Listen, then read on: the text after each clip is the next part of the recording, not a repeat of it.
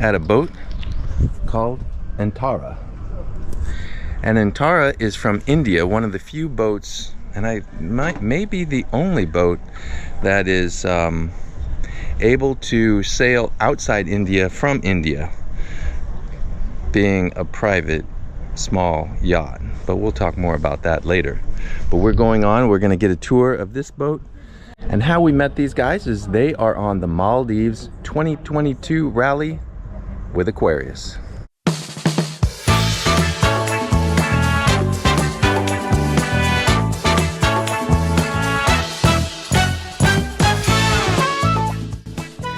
In order to have days like this, you're going to have days like this.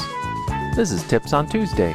We're going to talk about what to do, when to do it, and how to do it. Stay tuned so you don't feel like doing this. If you like these videos, please subscribe and give us a like. And if you have anything to add to the conversation or any questions, please leave them below. Antara is an E.G. van der Stant design built in Goa, India. It's also India's first personal sailing vessel registered with the Indian Directorate General of Shipping and certified to sail anywhere in the world for pleasure and or personal use. This makes Captain Dilip India's first solo circumnavigator who is now free to move about the oceans and has written a book about his solo circumnavigation to prove it. Let's get aboard Antara for a short visit and meet up with Captain Dilip and First Mate Sucheta. Welcome aboard Antara. Thank you. Mama, Aditya, come on in. Wow. Yes. Pretty big what on the you inside. See is what you get. Yeah. Oh, you keep your outboard inside. Mm-hmm. Yeah. Oh, nice. Nice. Yeah. Yes, we do. And then we have a head which I have used my painting skills to set up. Yes. And there is storage space behind that. Yeah. So that's where we keep our dinghy and ropes and fenders and stuff. Yeah. And that's where we hang goodies given by friends. And is this where you sleep, or do you sleep on the side here? Yeah, on the sides also. I mean, that is not very comfortable if you're going upwind. Depends on when. So when we're sailing, typically or we can here, get this up too. and when not, inside. Oh. Yeah. Oh, and here's. I'm here on Antara. Yes. Hi, I'm Sucheta, and this is Dilip. I'm Dilip. And I hear you are one of the first sailors to sail around the world from India. Is that true? The first. The first. So it all started because Dilip has written a book about his around the world circumnavigation, and the book is called The First Indian. A lot of people have heard of his travels, have heard or read the book, and they connect with us and ask that Dilip come and talk to, either it's a corporate and they want the employees to have a listen, or it's school children and they're curious about what he's done. And invariably at the end of every such conversation or presentation, what happens is the audience asks, okay, you did it, now what about us? Because India has very little opportunity for the ordinary person there to get into a boat and sail. So it was something that Dilip always wanted to do, was promote sailing in the country. It was something his mentor, who initiated the entire circumnavigation project, wanted and aspired to make happen. And when Antara fell in our laps, that was so this is our effort to make sailing, offshore sailing, open ocean sailing available to anyone who wishes to. Yeah, and I hear there's some government roadblocks, but they can be overcome with time. Yes, it's it is not unexpected, because if you're doing something for the first time in the country, you got to make the bureaucracy understand and modify the rules accordingly, and that is expected. So well, hopefully more people will be able to do it, so that the Maldives rally that we're on, that we just finished with, will have more customers. Yes, most certainly. And more people will get to see the Maldives. We've been telling people back home what a wonderful experience this has been, and hopefully we will have some more converts by the next rally. Yeah, I'm looking forward to it as well. Watching the next group that comes through in 2023. Okay, well, let's take a look at your boat. And if you want to meet up with Antara, take a look at the notes below and you'll be able to get a hold of Antara. And if you're in India, check them out.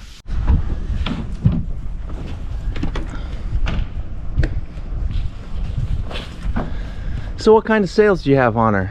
So we got a big 130% Genoa and a mainsail with 2 reefs. Basic slab reefing. Yeah, do you carry any downwind sails? No, we don't have yet any Cheneker or a Spinnaker.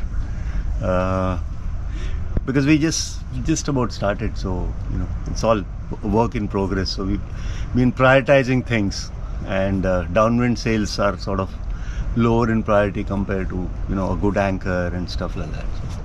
But the Genoa is quite big actually, so it gives you a lot of power.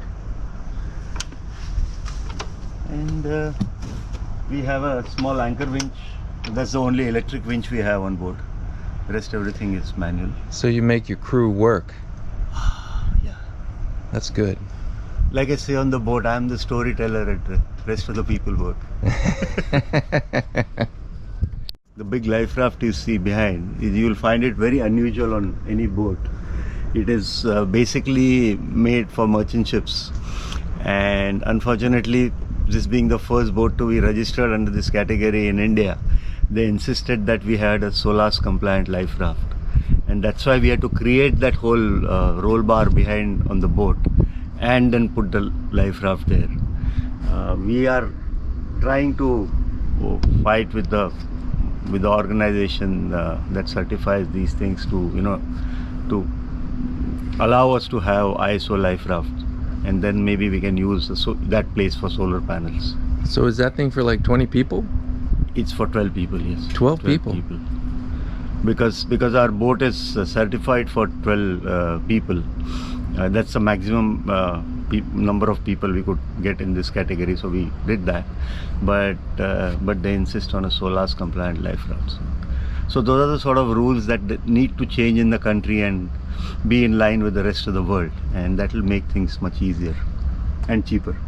We've been sailing now for the past 3 years on Antara, and every year we progressively increased the kind of places she covers, the kind of offerings she has to make for her guests. And while the first year we did local trips out of Goa, where we are based, we then moved to offering non-stop sails between Bombay and Goa, which worked very well for a bit. And then we realized that people wanted to take breaks. So we started offering the option to stop overnight at places along the coast where people could get off the boat, explore the place, have a look at the local fort or the beach or the lighthouse. And we realized that people quite enjoy that, the ability to stop and get off the boat, explore a coast, just simply get into a place via sailboat instead of the normal train or road transport. So that's something exciting for a lot of people. So we started offering that as well. And this year we decided to sort of push it a little further and make this trip to the Maldives, so that we see what Antara needs in terms of equipment and readiness to take guests along for the next year. And I think by the time next year comes along, I think she should be kitted out to be ready to take people for longer sails as well. And of course, it's been a wonderful holiday for ourselves. Yeah, but the underlying purpose was, of course, to make sure that we can offer our guests another experience on Antara. So next year you're going to bring guests? Yes, we're hoping to the Maldives rally? Yes. We did get one person actually. We had a guest who sailed with us from Goa to Oligan. He was a ultra-marathoner who heard of us through another friend and was very keen to come with us. But the challenge for most people is the amount of time it takes to sail. So most people are not able to sail for that long and also stay out of reach of any kind of communication for that long, because On Antara, that's one of the things we don't have at the moment is connectivity, which will enable people to stay online when we are offshore and sailing long distance like we did to the Maldives. So yeah, they have to be prepared to be completely incommunicado for that amount of time. Yeah, well, it's the week to get here. They have to be, without Yes. communications. Yes. But once you get here, then you have all the communications That's true. you need. Absolutely. But again, we did not know about it when we started from there, what communication facilities will be here. Now we can go back and tell people that, look, between the islands, these guys have got fabulous mobile Connectivity. coverage. Yeah. So one of the things India needs to do is legalize the Uridium Go. So then they would have contact the whole way over. True. But that's going to take time as well. yeah. Any regulation that needs changing takes time. Yes. So our boat is called Antara, with the naming ceremony of a child. You have to, when registering a boat, you have to give 3 options for a name, and we were quite keen on naming her Antara because we took this from Indian classical music, where the first stanza in In a song is called a Mukhra, and the second stanza is called Antara. So our thinking was that if Madhi, the boat that he sailed in for his circumnavigation, was his Mukhra, then she is his Antara. So what's the last phase in the songs? Then it's Antara. So So you haven't thought behind it. Everything behind it's Antara. So, So the all the song next boats have to be called Antara. 1, 2, 3 and whatever. Good. We've been offering these charters for a while now, but we prefer to keep it low-key at the moment. We want people who are genuinely interested in a sailing experience, so we go with a lot of word-of-mouth kind of publicity, and use our social media sparingly to connect to people who would want to do something like this and are not looking for a champagne and sunset kind of cruise, which is not something we offer. It is, she's not an easy boat to sail. There is some amount of willingness to work required on the boat. We want people who sail with us to help raise the sails, helm the boat, figure a bit about navigation and learn the basics and not just simply treat it as way to transport themselves from one place to the other. If you like this video, give us a like down below and click here to subscribe. That really helps us. And if you want to watch more of us, click one of those.